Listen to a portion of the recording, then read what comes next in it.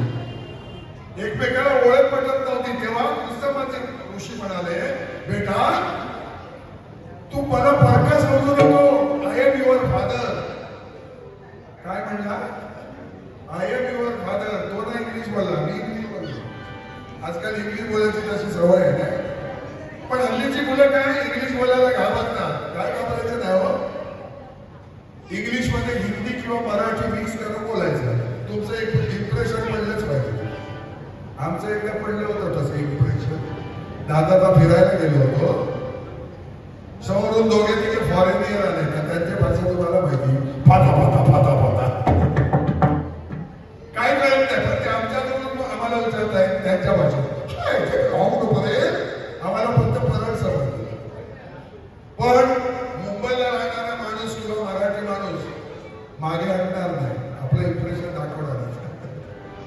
बुवा पण बरोबर होते माझ्या. बुवा विचारतात काय काय विचारतात ते. म्हटलं तुम्ही गप्पा बसा, ते इंग्लिश बोलताय आणि मला विचारताय परळ कुठे आहे. आम्ही दादरला होतो. मी पुढे गेलो आणि गेलो त्याला, पुढे गेलो घाबरलो नाही, पुढे गेलो आणि विचारलं परेल होई. सिंपल सिंपल यू गो सरळ अँड टर्न वाकडा. देर इज वन वाकडा, one man having one leg, कोकणा प्लेइंग वाकडा, दॅट इज परेल. असं सांगितल्याने कॉलर टाईट केली. कॉलर शर्ट होतं त्यावेळेला, आता सजरा आहे. म्हणाला आम्हाला इंग्लिश शिकवतंय, भले भल्यांची इंग्लिश आम्ही बिघडवून टाकली काय.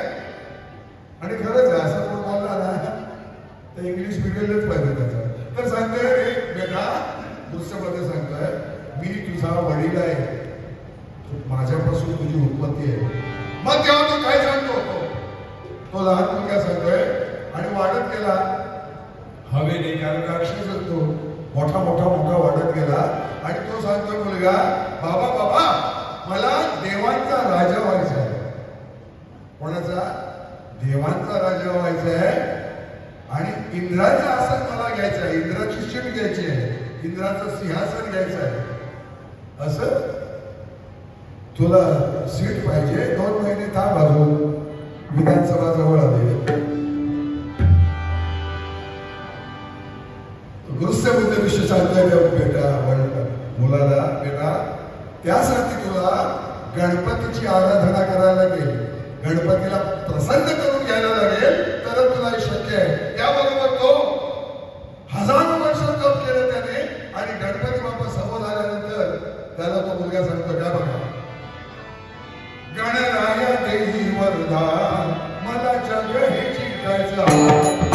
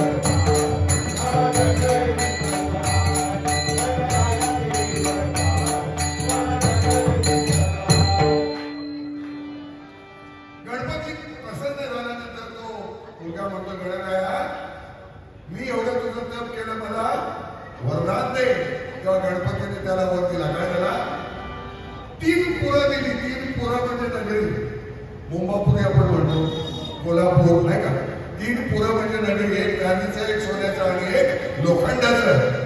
अशी 3 पुरं दिली आणि सांगितली या 3 पुरामुळे तुला त्रिपुरासूर हे नाव लोकांकडे प्रचलित होईल.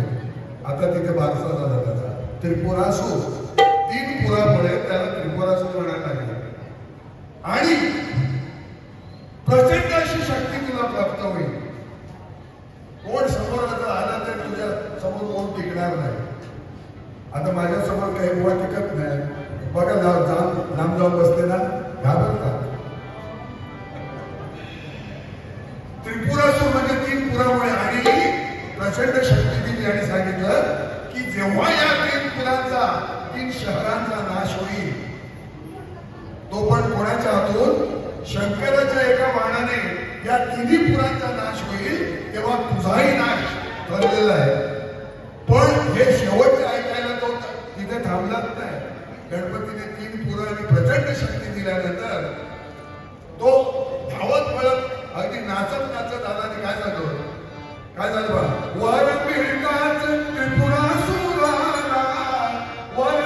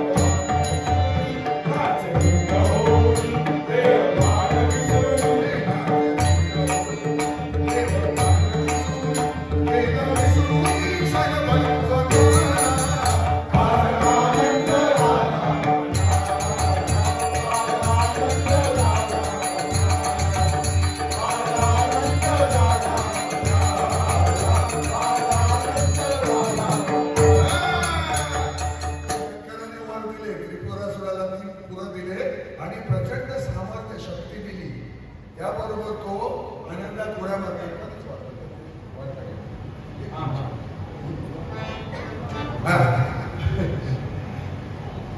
गल्लीत आला, रस्त्यात आला आणि म्हणतोय मी शंका आपल्या गणपतीने शक्ती दिली आहे, पण त्याची प्रचिती बघायला पाहिजे, खरंच की नाही. म्हणून समोर निषेध त्याला ठोकत गेला हो, आणि म्हणे खरोखर शक्ती दिली. एक मारल्याबरोबर तो हरवा पडायचा. मग याने विचार केला आपण कैलासात जाऊया, आपल्या स्वर्गात जाऊया. स्वर्गात आला, विष्णुदेवाला पळून लावलं हे सामर्थ्य बघून. विष्णुदेव पळालेले क्षीरसागरी लपून बसले. ब्रह्मदेवाकडे गेला, ब्रह्मदेवाला पळवलं, ते कमळात लपून बसले आणि म्हणाला तर कुठला देव राहिला तर शंभू महादेव. म्हणून तो कैलासावर आला आणि कैलासावर आल्यानंतर काय केलं त्याने, कैलास पर्वत असा गदा गदा गदा गदा हलवला. एवढं सामर्थ्य शक्ती होती त्याची. शंभू महादेव नुकतेच घरात आले होते, सिव्हिल ड्रेस मध्ये होते. शंभू महादेव सिव्हिल ड्रेस मध्ये होते, म्हणजे काय सर्प नव्हता गळ्यात. नंदीला पण सांगितलं जा जरा चढून ये, सर्व हिरवगार हिरवगार आहे पृथ्वीवरती.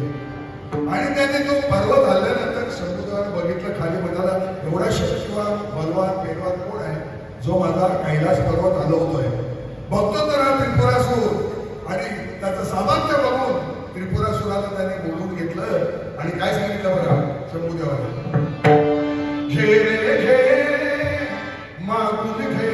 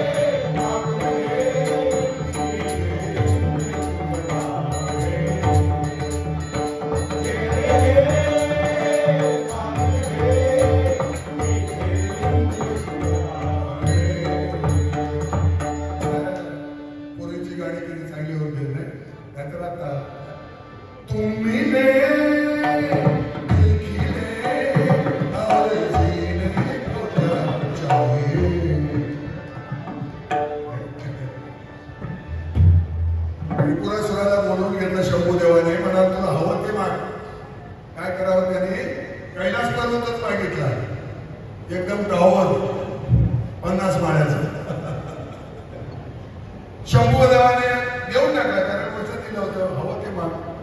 शंभूदेवाने देऊन टाकला आणि शंभूदेवाने माता पार्वती मंदार पर्वतावरती येऊन राहिले आणि सगळे देव भयभीत झालेले, म्हणजे हा दिसेल त्याला मारायचा ना. सगळे देव लपून बसले होते आणि बरेच दिवस झाल्यानंतर सगळे हळूहळू बाहेर यायला लागले. म्हणाल कुठे गेला त्रिपुरासूर, कुठे बघायला लागले. तेवढ्यात नारदमुनी तिथे आले. नारदमुनी आले. नारदमुनी कसे येतात, नारायण नारायण नारायण. आपल्या इथे येतात ना, मोडतोड तांबा पितळ, जुनं घेणार नवीन देणार. नारद मुनी म्हणजे त्यावेळेचा मोबाईल, त्यावेळेचा मोबाईल. आणि कुठेही गेले तरी फुल रेंज, जिकडे जातील तिकडे रेंज. कारण टॉवर घेऊनच फिरायची, त्यांची शेती म्हणजे टॉवर. काय रेंज आहे. तर नारायण नारद मुनी म्हणतात अरे देवासारखे देव तुम्ही आणि त्रिपुरासुराने तुम्हाला नकोसलेले हाल केले. म्हणाला तुम्ही असं करा, गणरायाला प्रसन्न करा, त्यांच्याशिवाय तुम्हाला कोण वाचवणार नाही. तेव्हा सगळे देव गणपतीला हाक मारतात. बघा, पार्वती नंदना तुला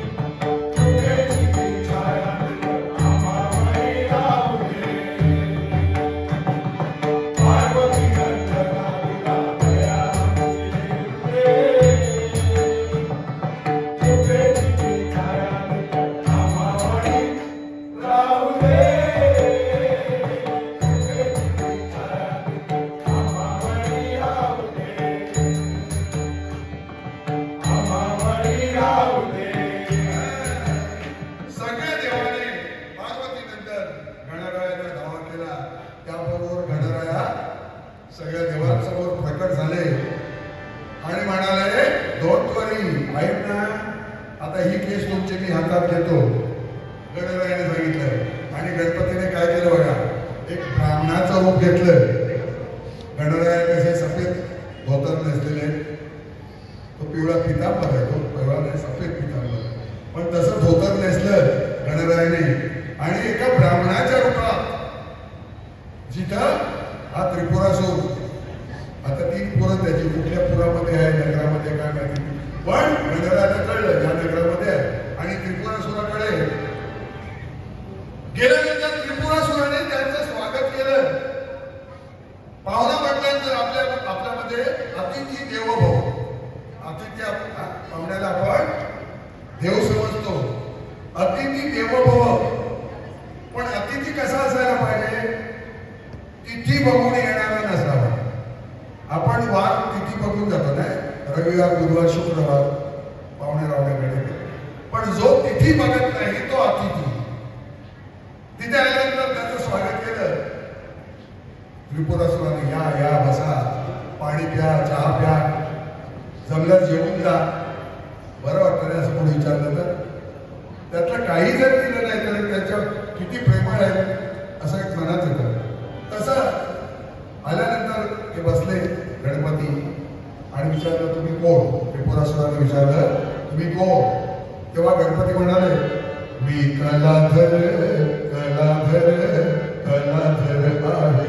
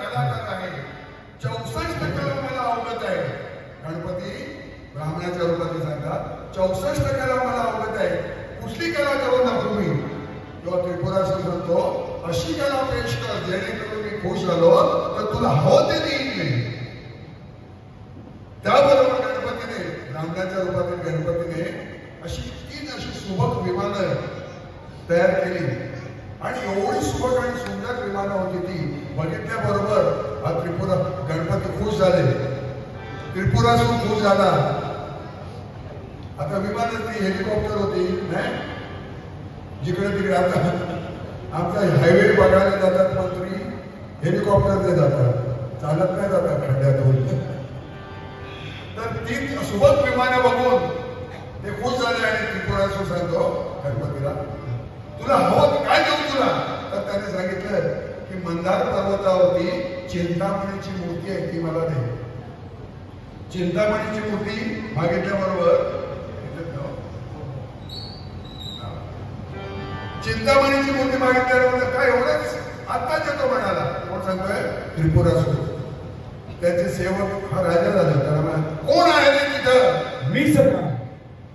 तू सरकार मग मी कोण. तुम्हीच सरकार. कोण आहे तिथे त्याचा सरदार म्हणजे नोकराला तिथं. आणि त्याला सांगितलं आता मंदार पर्वतात जा आणि शंभूदेवाकडे चिंतामणीची मूर्ती आहे ती घेऊन ये.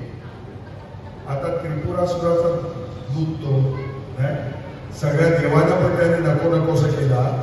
तो त्रिपुरासुराचा दूत शंकराकडे चिंतामणीची मूर्ती मागायला गेला. पण असा चालत गेला बाबा व्यायाम शाळेतला छाती बाहेर काढली आणि म्हणाला हो शंभू महादेवाला आमच्या राजाने तुमच्याकडे चिंतामणीची मूर्ती आहे ती मागितली, घेता की नाही सांगा. हसला तुम्ही ना हसतात पण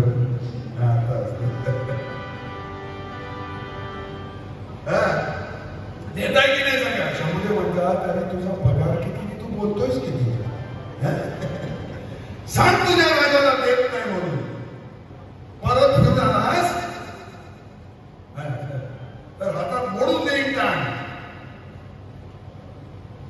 त्रिपुरासुराचं एक दूत म्हणतो, नुसती मोडली असती तर फ्रॅक्चर करता आले असती. हातात दिल्यानंतर लोक विचारतात जाताना, ह्या रे काय तुझ्या हातात, तो काय सांगणार, ताण पडून दिल्यानं. आणि तो आला सांगतोय बाबा त्रिपुरासुराला की शंभू महादेव चिंतामणीची मूर्ती देत नाही. त्याबरोबर त्रिपुरासुराला राग आला आणि त्याने चतुरंग सैन्य गोळा केलं आणि सगळ्यांना ऑर्डर दिली. काय सांगतो बा, चला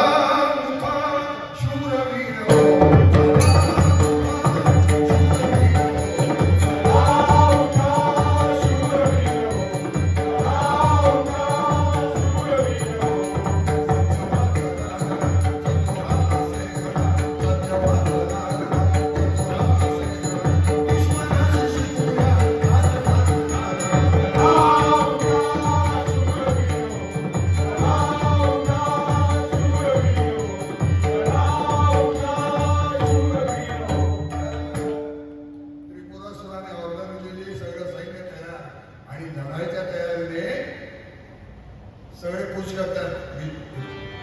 शंभूदेवाकडे जायला, सगळ्या देवांकडे जायला. शंभूदेवालाही कळलं की त्रिपुरासुर आपल्या सैन्यासहित लढाई करायला येतोय.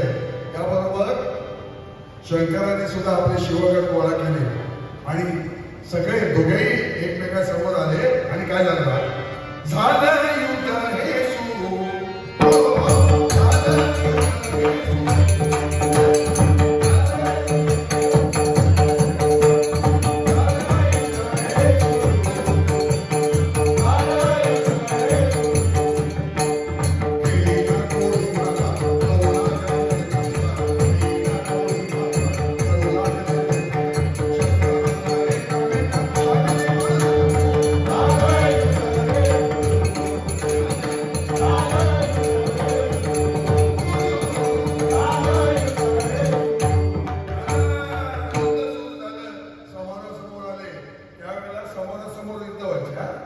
आता विमानातून येतात, बॉम्बिंग करतात आणि गेले, सगळा बेचिराग.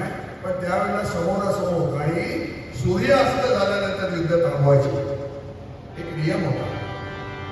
आता आपण युद्ध कुठे बघितली, महाभारत, रामायण, ही युद्ध आपण त्या सिरियल वगैरे बघितली नाही. तुम्ही त्या मुलांना छोटे असतात आता लागते. त्यावेळेला रविवारचे कोण कामावर पण जायचे नाही ती सिरियल बघण्यासाठी, पण ते कसे समोरासमोर. रामायणामध्ये राम लक्ष्मण वगैरे सगळे क्लोजअप होते. महाभारतामध्ये अर्जुन वगैरे सगळे 5 पांडव, श्रीकृष्ण वगैरे क्लोजअप. आणि इतर जे सैन्य लाखोनी असायचे ते आपले लाकडा कसे दाखवते, त्यांच्याकडे तलवारी असायचे ते पण करत होते. लाकडाचे वगैरे तेवढं खर्च कोण करणार, पण इमानदारीने लढायचे. लढताना विचारलं एकमेकाला, काय तुला किती पगार करणार, तो सांगायचं 200 रुपये रोज होता. पण 4 दिवसाचा दिलाच नाही, म्हणजे आता मी वाटणारच नाही. लुटूपुटीची लढाई. पण त्यावेळेला कशी खरी लढाई असते. आणि समोर आल्यानंतर दोघेही पण समोर आल्यानंतर त्रिपुरासुराने शंभूदेवाला हरवलं. शंभूदेवासहित सर्व देवाला त्या युद्धामध्ये हरवलं आणि सगळे नर्वस होऊन, दुःखी होऊन सगळे माघारी वळता पुन्हा तिथे नारद मुनी आले आणि नारदाने सांगितलं, अरे शंभूदेवा, देवाचा देव पण तुम्ही युद्धाला जाताना साधं गणपतीचं पूजन नाही केलं, त्याची आठवण नाही केली, मग तुम्हाला जय कसा मिळेल. म्हणून सांगतो पुन्हा त्यांची पूजा करा आणि मग युद्धाला जा. त्याबरोबर सगळे देव गणपतीची धावा करता बसा. देव तू भक्ताचा भाव तू,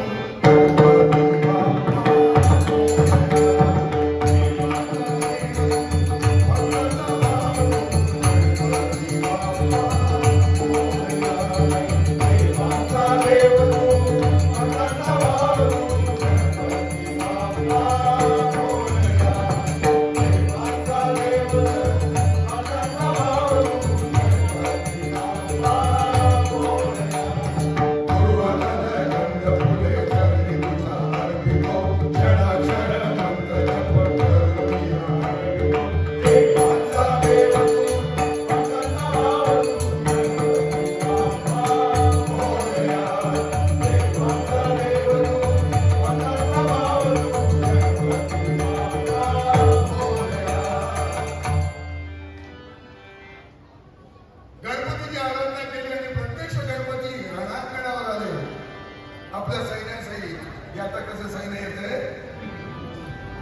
तसं सैन्यासहित गणपती रणांगणी आले आणि गणपतीने एक बाण घेतला.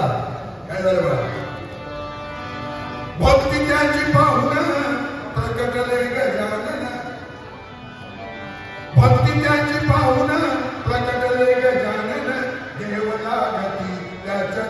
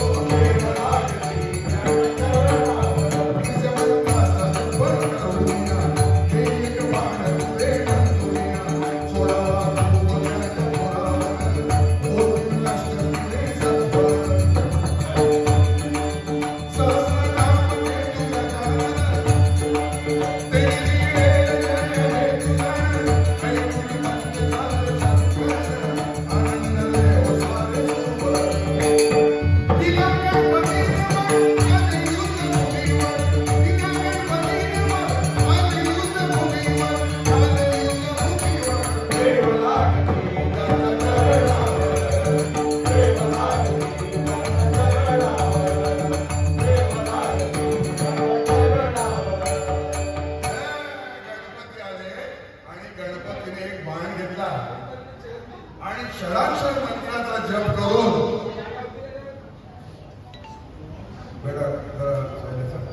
षडाक्षर मंत्राचा जप करून तो बाण त्याने शंभूदेवाच्या शंकराच्या हाती दिला. कारण ऐका, त्रिपुरासुराचं मरण हे शंभूदेवाच्या हातून होतं.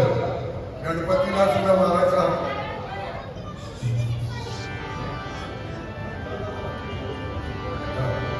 गणपतीच्या हातात पण नव्हतं, शंभूच्या हाताने. शंभूच्या हातामध्ये बाण दिला आणि शंभूदेवाने बाण सोडला आणि तो बाण पुढे गेला. पहिल्या त्रिपुरासुराची ती नगरी होती, त्या नगरी तिन्ही उद्ध्वस्त झाल्या आणि तो बाण त्रिपुरासुराचा छाती घुसला. त्रिपुरासूर धरणीवर पडला आणि त्याच्या शरीरातून एक ज्योत आली आणि त्याने त्या ज्योतीने शंकराच्या देहामध्ये प्रवेश केला.